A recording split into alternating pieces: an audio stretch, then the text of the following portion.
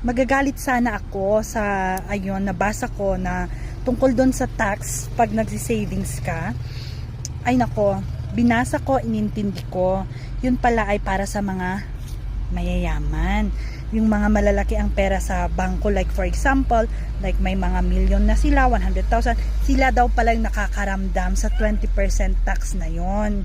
So, sa mga kagaya ko na yung savings lang natin doon is below 100 naman, hindi po tayo pala affected.